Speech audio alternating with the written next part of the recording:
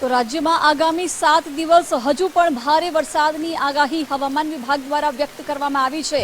હવામાન વિભાગે આગામી 7 દિવસ માટે રાજ્યમાં વરસાદી માહોલની આગાહી વ્યક્ત કરી છે। દક્ષિણ ગુજરાતમાં અપર એર સર્ક્યુલેશન સર્જાયું છે, જેને કારણે ભારે વરસાદ રહેશે। 2 થી 3 જુલાઈ પણ ગુજરાતમાં ભારે વરસાદની આગાહી છે।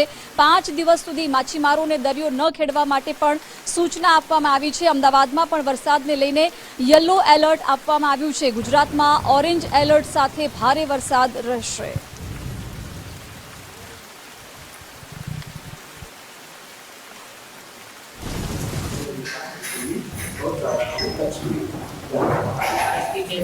संभावना है वो गुजरात रीजन और सौराष्ट्र तक और ये 7 दिन के दौरान टीका काम से भारी बारिश की संभावना है।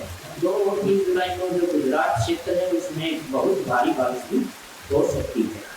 तो जो आज से अहमदाबाद के लिए भी आज येलो अलर्ट दिया गया है और गुजरात खानों पर थोड़ी हल्की से मध्यम और भारी बारिश की हो सकती है।